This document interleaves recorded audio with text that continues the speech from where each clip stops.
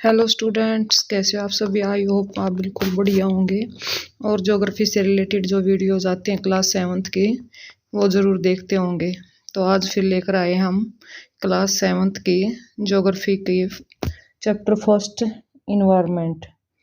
तो इन्वायरमेंट से रिलेटेड आज जो हमारा चैप्टर रहेगा, वैसे आपको सबको पता होगा ही इन्वायरमेंट क्या होता है और आपने पढ़ भी लिया होगा, लेकिन आपको पता है कि हमारा जो चैप्टर होता है वो सिर्फ 30 या 40 मिनट्स में हम कवर कर देते हैं।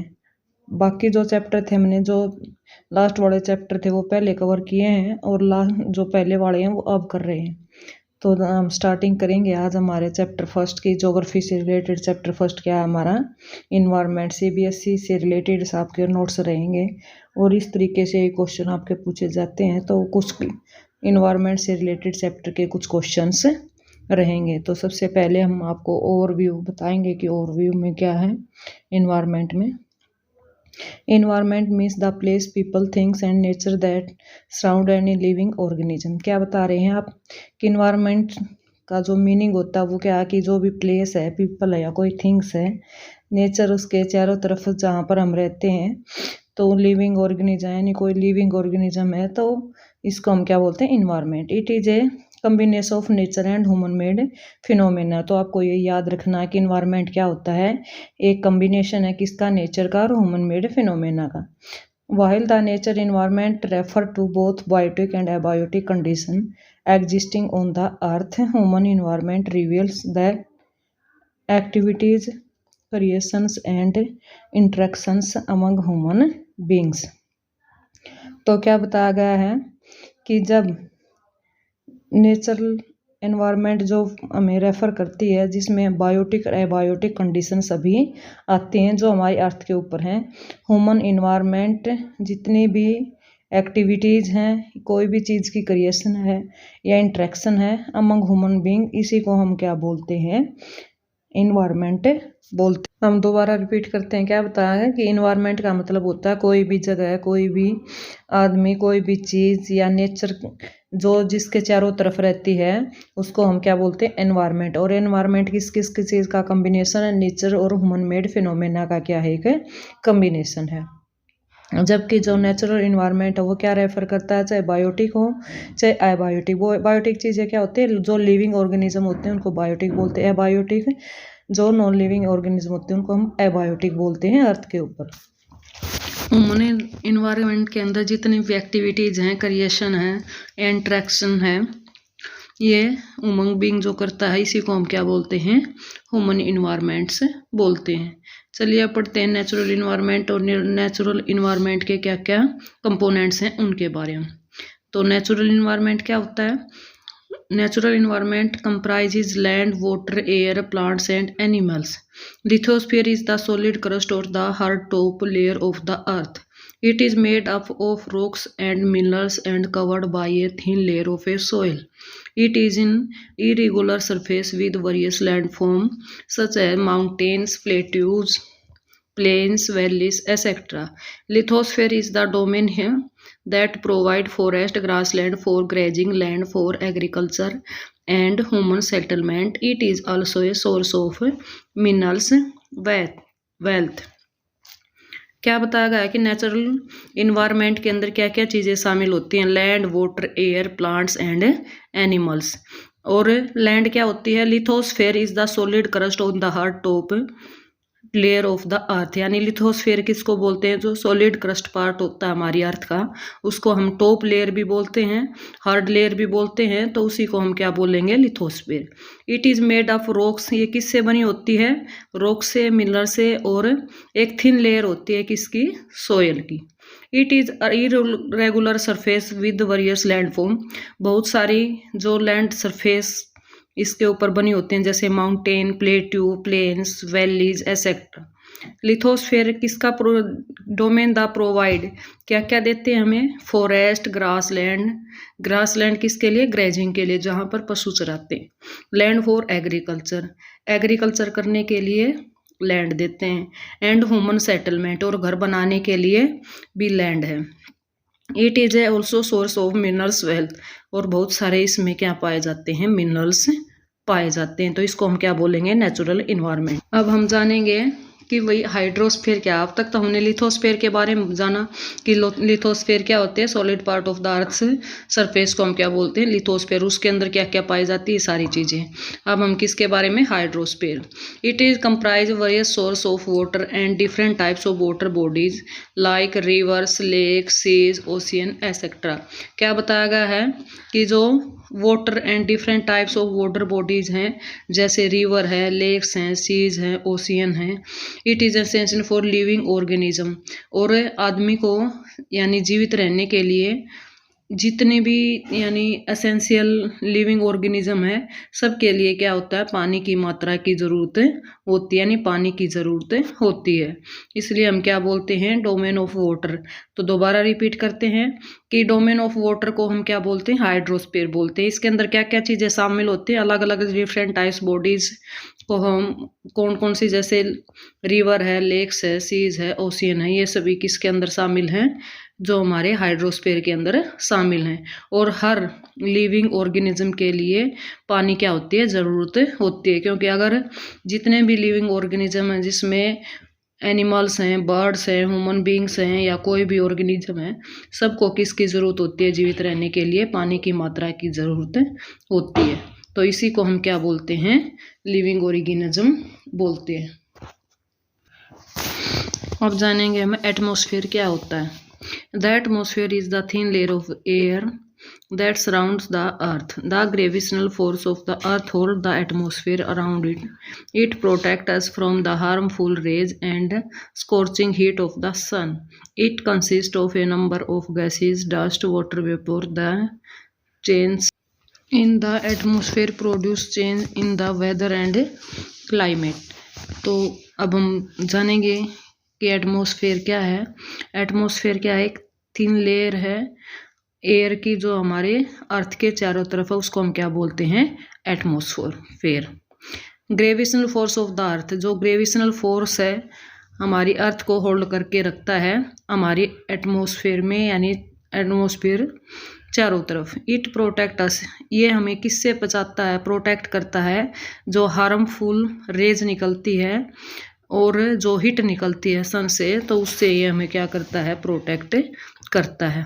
It consist of number of gases, इसमें बहुत सारी गैसें शामिल होती हैं, डस्ट शामिल होती है और वाटर वेपर शामिल होती हैं। The change in the atmosphere produce change in the weather and climate, जो चेंज होता रहता है एटमॉस्फेयर में, उस चेंज को हम क्या बोलते हैं, वेदर या क्लाइमेट। वेदर का जो समय होता है वो कम समय के लिए होता है, और जो क्लाइमेट्स टाइम होता है वो लंबे समय के लिए होता है। तो ऐसे पता चला हमें कि हमारे जो चारों तरफ का जो थिन लेयर होती है उसको हम क्या बोलते हैं, एटमॉस्फेयर। और ये एटमॉस्फेयर में क्या होता है, ग्रेविटेशनल फोर्स होता है हमारे चारों तरफ। और क्या बताया है कि ये किससे प्रोटेक्ट करते हैं हमें, जो सन से निकलने वाली हार्मफुल रेज होती हैं उनसे हमें क्या करता है, प्रोटेक्ट करता है, और हीट से भी प्रोटेक्ट करता है। और इसके अंदर बहुत सारी गैसें, धूल और वाटर वेपर क्या होते हैं, शामिल होते हैं, जिसकी वजह से क्या करता है, एटमॉस्फेयर चेंज हो जाता है। जिसमें क्या क्या चीज़ें शामिल होती हैं, वेदर भी और क्लाइमेट भी। वेदर क्या होता है, जो डे बाय डे चेंज होता रहता है उसको हम क्लाइमेट बोलते हैं, सॉरी वेदर बोलते हैं। और जो लॉन्ग टाइम तक चलता है उसको हम क्या बोलेंगे, वेदर। अब हम जानेंगे बायोस्फीयर क्या होता है। बायोस्फीयर और द लिविंग वर्ल्ड, बायोस्फीयर क्या है, इसको हम लिविंग वर्ल्ड भी बोल सकते हैं। It is a narrow zone of the earth where land, water and air interact with each other to support life. क्या बताया गया है कि बायोस्फीयर क्या है, एक लिविंग वर्ल्ड है, एक इसके अंदर नैरो जोन है जिसके अंदर क्या क्या चीज़ें शामिल हैं, अर्थ के ऊपर लैंड भी है, वाटर भी है और एयर भी। ये तीनों चीज़ें क्या करती हैं, स्पोर्ट लाइफ होती हैं, हमारी लाइफ के लिए सपोर्ट करती हैं। क्योंकि ये तीनों चीज़ें एक दूसरे के ऊपर इंटरेक्ट हैं, चाहे लैंड भी है, वाटर भी है, या फिर इसमें एयर भी है। क्योंकि इनके बिना हम जीवित नहीं रह सकते, यानी कोई भी लिविंग बीइंग है वो क्या नहीं कर सकता है, या लिविंग ऑर्गेनिज्म है, लैंड, एयर और वाटर के बिना जीवित नहीं रह सकता है। इसलिए क्या करती हैं, एक दूसरे के अंदर निहित होती हैं, और हर लिविंग बीइंग के लिए, यानी लिविंग ऑर्गेनिज्म के लिए सपोर्ट लाइफ का कार्य करती हैं। तो चलिए आगे जानते हैं हम अब हमारे इन्वायरमेंट में और कौन कौन सी चीज़ें हैं जिसके बारे में हम पढ़ेंगे। What is ecosystem. अब हम जानेंगे कि इकोसिस्टम क्या है। An ecosystem is a large community of living organisms such as plants, animals, and microbes in a particular area. The living and physical components are linked together through nutrient cycle and energy flow. There could be an ecosystem of large rain forest, grassland, desert, mountains, lake, river, ocean, and even a small pond. क्या बताया गया है ecosystem क्या है। An ecosystem एक large community है जिसमें living organism क्या होते हैं, रहते हैं। जैसे लिविंग ऑर्गेनिज्म में क्या क्या शामिल होते हैं, प्लांट्स हैं, एनिमल्स हैं, माइक्रोवोब्स और पर्टिकुलर एरियाज में जो रहते हैं उसी को हम क्या बोलते हैं, ecosystem. The living and physical components, इसके कुछ लिविंग और फिजिकल कंपोनेंट्स होते हैं जो लिंक्स होते हैं एक दूसरे से जुड़े हुए रहते हैं। Nutrient cycle and energy flow, जो क्या करते रहते हैं, न्यूट्रिएंट साइकिल बनाते हैं और एनर्जी फ्लो करते हैं। There could be an ecosystem of large rain forest, grassland, desert, mountain, lake, river, ocean and even small pond. और इस इकोसिस्टम के अंदर क्या क्या, लार्ज रेन फॉरेस्ट भी शामिल हैं, grassland, deserts, mountains, lake, river, ocean and even a small pond, ये सभी क्या है इसके अंदर शामिल होते हैं। क्योंकि देखिए rain forest, grassland, desert, mountain, इन सभी पर क्या रहते हैं, ह्यूमन बीइंग भी रहते हैं और साथ साथ में जो हमारे एनिमल्स हैं या बर्ड्स हैं ये पाए जाते हैं। तो अगर आपको एक शॉर्ट फॉर्म कहें तो क्या बोलेंगे हम, animals, plants and human being depend each other. तो एक दूसरे के ऊपर जब ये डिपेंड रहते हैं उसी को हम क्या बोलेंगे, इकोसिस्टम बोलेंगे। तो आपको याद रखनी है इकोसिस्टम की स्मॉल डेफिनेशन भी। तो नेक्स्ट देखते हैं हम ह्यूमन इन्वायरमेंट। ह्यूमन इन्वायरमेंट क्या होता है। Human environment, human being interact with the environment and modify it according to their need. Earlier human adapted themselves according to their natural surroundings and fulfilled their requirement from the nature around them. क्या बताया गया है कि human environment क्या है, human being interact with the environment and modify, कि human being ने क्या किया है, इंटरेक्ट किया है इन्वायरमेंट को और मॉडिफाई किया है अपने अकॉर्डिंग, यानी अपने ज़रूरतों के अकॉर्डिंग, यानी उसी को हम क्या बोल रहे हैं, human environment. Earlier human adapt, जो पहले जो आदमी था वो किसका गुलाम था, वो नेचर का गुलाम था, यानी natural surrounding fulfil there requirements, और जितनी भी उसकी ज़रूरतें होती थी वो सारी नेचर से ही पूरी हो जाती थी। उसकी जो रिक्वायरमेंट्स होती थी वो नेचर के चारों तरफ जब वो देखता था यानी रहता था नेचर में, तो सारी जो अपनी ज़रूरतें थी वो उसी में पूरा कर लेता था। इसी को हमने क्या बोला है, ह्यूमन इन्वायरमेंट। ह्यूमन इन्वायरमेंट का मतलब आप समझ गए कि जो ह्यूमन बीइंग है अपने अकॉर्डिंग, अपनी ज़रूरतों के अकॉर्डिंग नेचर से सारी चीज़ें पूरी कर लेता है, तो उसको हम क्या बोलेंगे, ह्यूमन इन्वायरमेंट। और जो पहले आदमी था वो कैसे डला हुआ था, जो कुछ नेचर ने दे रखा था उसी के अकॉर्डिंग वो अपनी जितनी रिक्वायरमेंट होती थी सारी पूरी कर लेता था, उसको हमने क्या नाम दिया है, ह्यूमन इन्वायरमेंट। तो चलिए आगे चलते हैं। As time went by, need became more varied. Human learned to grow crops, domesticated animal, and led a settled life. The wheel was invented. Surplus food was produced. Barter system emerged. Trade started, and commerce developed. Industrial revolution enabled large-scale production. Transportation became faster. Information revolution made communication easier and speedy across the world. क्या बताया गया है, as a time went, जैसे जैसे time बीतता गया वैसे वैसे आदमी की जो ज़रूरतें थी बढ़ती गई। ह्यूमन लर्न टू ग्रो, आदमी ने क्या करना सीख लिया, क्रॉप्स को ग्रो करना सीख लिया, यानी फसलें पैदा करना सीख लिया। डोमेस्टिकेटेड एनिमल, और पशुओं को पालना सीख लिया। एड लेड ए सेटल लाइफ, अब वो कैसी लाइफ जीने लगा, एक निश्चित जगह पर बस कर एक अच्छी लाइफ जीने लगा। द व्हील वाज इन्वेंटेड, उसने किसका आविष्कार किया? पहिए का आविष्कार किया। सरप्लस फूड वाज प्रोड्यूस्ड, उसने भोजन की मात्रा को बढ़ाने की प्रोड्यूस किया यानी कोशिश की। बार्टर सिस्टम स्टार्ट किया। बार्टर सिस्टम क्या होता है? यानी चीज़ के बदले चीज़ देना। ट्रेड स्टार्टेड, उसने व्यापार स्टार्ट किया। एंड कॉमर्स डेवलप्ड, और इस तरीके से कॉमर्स क्या हुई? डेवलप्ड हुई। इंडस्ट्रियल रिवॉल्यूशन हुई, लार्ज स्केल प्रोडक्शन होने लगा। जो ट्रांसपोर्ट था वो तेज होने लगा। इंफॉर्मेशन रिवॉल्यूशन हुई। Made communication easier and speedy cross the world, और जो क्या बताया गया है कि इंफॉर्मेशन रिवॉल्यूशन और कम्युनिकेशन क्या होगी? इजी, आसान होगी, और स्पीडी होगी, जिससे हम पूरे वर्ल्ड में को क्या कर सकते हैं? स्पीड से, यानी जो कम्युनिकेशन के तरीके से या इंफॉर्मेशन टेक्नोलॉजी के माध्यम से पूरे वर्ल्ड को क्या कर सकते हैं? क्रॉस कर सकते हैं, यानी घर बैठे हुए हम पूरे वर्ल्ड के बारे में जानकारी ले सकते हैं। अपना मैसेज किसी दूसरे तक पहुंचा सकते हैं बहुत फास्ट, और दूसरे का मैसेज खुद रिसीव कर सकते हैं। तो इस तरीके से जो जैसे जैसे टाइम बीतता गया वैसे वैसे आदमी क्या करता गया? ग्रो करता गया। उसकी जो ग्रोथ थी बहुत बड़ी, और आज भी बहुत ही फास्टर और ईजर तरीके से वर्ल्ड में बढ़ रही है। तो ये सब हमने कब किया? जब आदमी ने यानी धीरे धीरे आगे बढ़ना सीखा और नई नई तकनीक्स की, नई नई चीज़ों की खोज की। तो क्या हो गया? वो उससे आदमी भी सक्सेस हुआ, और उसकी जो आर्थिक व्यवस्था थी वो भी बढ़ी, और इंफॉर्मेशन टेक्नोलॉजी के बारे में ज़्यादा से ज़्यादा जानकारी उसको प्राप्त हुई। तो ये देखिए, ये हमारी अर्थ है, और इस अर्थ के ऊपर क्या पाई जाती है? सारी चीज़ें पाई जाती हैं। जैसे लैंड भी है यहाँ पर, वाटर भी है, और क्या है? एयर भी है। अगर अर्थ के ऊपर ये तीनों चीज़ें नहीं होती, आपको जहाँ पर ये दिखाई दे रही होगी, ये हमारा क्या बताया गया? ग्लोब, यानी अर्थ का मानचित्र बताया गया है छोटा। हाँ, तो इसमें क्या दिखाई गया? जो ब्लू पार्ट है वो क्या रहेगा? हमारा वाटर रहेगा, और जो ग्रीन पार्ट है वो क्या रहेगी? हमारी लैंड रहेगी।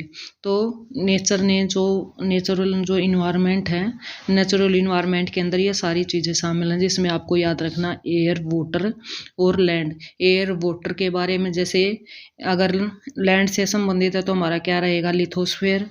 एयर से संबंधित है तो एटमॉस्फेयर। अगर वाटर से संबंधित है या रिलेटेड है तो हमारा क्या रहेगा? हाइड्रोस्फेयर। और इन तीनों के मिलने से क्या बनता है?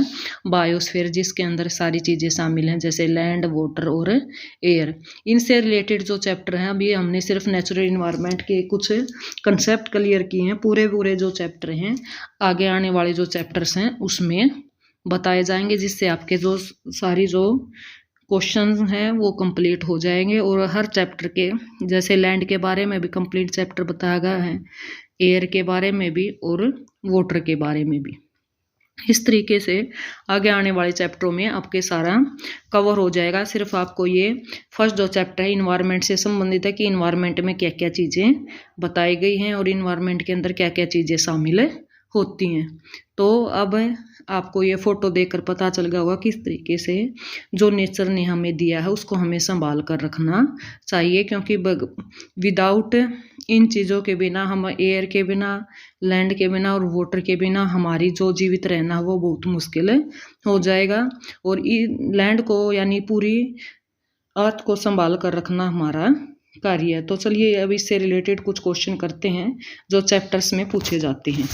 पहला क्वेश्चन रहेगा हमारा, what are the different type of landform present in our environment. अभी हमने पढ़ा था इन्वायरमेंट के अंदर, जिसमें mountains, hill, plateaus and plains, ये सारे जो 4 मेजर टाइप्स ऑफ लैंडफॉर्म थे जो मेजरली प्रेजेंट होते हैं हमारे इन्वायरमेंट में।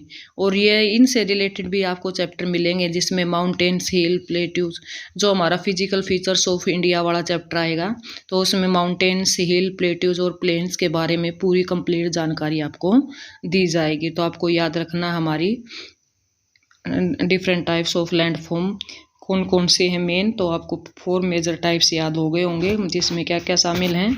माउंटेन्स हैं, हिल्स हैं, प्लेट्यूज हैं और प्लेन्स, जो हमारे इन्वायरमेंट में शामिल हैं। तो चलिए नेक्स्ट क्वेश्चन देखते हैं हम, जो इन्वायरमेंट से रिलेटेड हमारा जो क्वेश्चन रहेगा। क्वेश्चन सिर्फ इतने ही बताए गए हैं ताकि आपको पता चले कि किस तरीके से क्वेश्चन हमारे चैप्टर्स में यानी हमारे जो सिलेबस में आते हैं। सेकंड क्वेश्चन क्या है हमारा, what is lithosphere? The lithosphere is the rocky outer part of the earth. It is made up of the brittle crust and the top part of the upper mantle. क्या बताया गया है? देखिए इससे भी आसान लैंग्वेज जब हमने चैप्टर स्टार्ट किया तो उसमें क्या बताया गया था, upper part of the earth layer, या जो क्या बताया गया था, hard part of the earth layer, उसको हमने क्या नाम दिया था, लिथोस्फीयर। तो आप देखिए इसमें क्या बताया गया है, द लिथोस्फीयर इज द रोकी आउटर पार्ट ऑफ द अर्थ, कि हमारा जो रोकी पार्ट होता है अर्थ का उसको हम क्या बोलते हैं, आउटर पार्ट को लिथोस्फीयर। ये किस किस चीज़ से बना होता है, crust and the top part of the upper mantle. जो हमारी 3 लेयर हैं, जो नेक्स्ट चैप्टर आएगा उसमें आपको पता चलेगा कि हमारी अर्थ की 3 लेयर कौन कौन सी हैं। तो सबसे ऊपर कौन सी है, क्रस्ट है, फिर मेंटल है और फिर उसके बाद कोर है। तो हमारी जो क्रस्ट पार्ट है, टॉप पार्ट है, वो रहेगा क्रस्ट। उसके बाद जो अपर मेंटल टॉप पार्ट रहेगा वो भी लिथोस्फीयर के अंदर शामिल होती है। नहीं तो सिर्फ आपको याद रखना, upper most layer of the अर्थ उसको हम क्या बोलेंगे, क्रस्ट बोलते हैं। और लिथोस्फीयर किससे बनती है, तो हार्ड पार्ट ऑफ द जो अर्थ सरफेस उसको हम क्या बोलेंगे, लिथोस्फीयर। तो क्वेश्चन किसी भी तरीके से लिखें, आंसर आपका वही रहेगा। तो आप क्वेश्चन स्टार्टिंग में जहाँ से हमने पढ़ने की स्टार्ट करी थी लिथोस्फीयर के बारे में, वहाँ से फर्स्ट 2 लाइन्स पे भी बनता है, या इस यहाँ से याद कर सके तो आप यहाँ से भी याद कर सकते हैं। क्वेश्चन में कोई डिफरेंस नहीं होता, सिर्फ लैंग्वेज के अंदर क्या किया गया है, डिफरेंस किया गया है, इसलिए ये अलग तरीके से लिखा गया ताकि आप पजल ना हो। आंसर आपके दोनों सही रहेंगे, ये भी और जो हमने स्टार्टिंग में किया था वो भी। तो चलिए नेक्स्ट क्वेश्चन देखते हैं हम। Where is the biosphere present? Biosphere के अंदर क्या प्रेजेंट है, the biosphere makes up the portion of the earth where life exist. Biosphere किसको कहते हैं, एक ऐसा पोर्शन अर्थ का जहाँ पर हम जीवित रह सकते हैं, उसी को हम क्या बोलते हैं, बायोस्फीयर। या हम इस तरीके से बोल सकते हैं कि इसके अंदर कौन कौन से कंसिस्ट पार्ट होते हैं, जिसमें लैंड, वाटर और एयर इंटरेक्ट होते हैं, उसी को हम क्या बोलेंगे, बायोस्फीयर बोलेंगे। ये क्वेश्चन भी लैंग्वेज बदल कर दिया गया है लेकिन बात वही है। तो आई होप आपको बिल्कुल क्वेश्चनों का जो तरीका है वो समझ में आ गया होगा। और जो हमारा 2 दिन या 3 दिन में चैप्टर पूरा होने वाला है वो सिर्फ हमने 20 से 25 मिनट में कवर कर दिया है। अगर आपको पसंद आया तो जाते जाते प्लीज़ वीडियो को लाइक करें और चैनल को सब्सक्राइब करें और कमेंट करें, अपने दोस्तों को शेयर करें ताकि उनको भी 20 से 25 मिनट वाले चैप्टर का फ़ायदा हो सके और उनके जो कंसेप्ट जो छूट गए थे या भूल गए थे वो दोबारा से याद हो सके, उनके जो कंसेप्ट है वो क्लियर हो सके। तो हमें क्या करना है, चैप्टर 7 रीड करने के साथ साथ हमें ये भी करना है कि किस तरीके से हम अपने इन्वायरमेंट को हम बचा सकते हैं। जितनी भी चीज़ें हमारे आसपास हैं जो नेचर ने दी हैं, कैसे हम उनकी रखवाली कर सकते हैं, क्योंकि विदाउट नेचर के हम अपने जीवन की कल्पना भी नहीं कर सकते हैं। एक बार फिर जाते जाते आप सभी का बहुत बहुत धन्यवाद। अगर पसंद आया तो प्लीज़ जाते जाते वीडियो को लाइक और चैनल को सब्सक्राइब करें। धन्यवाद।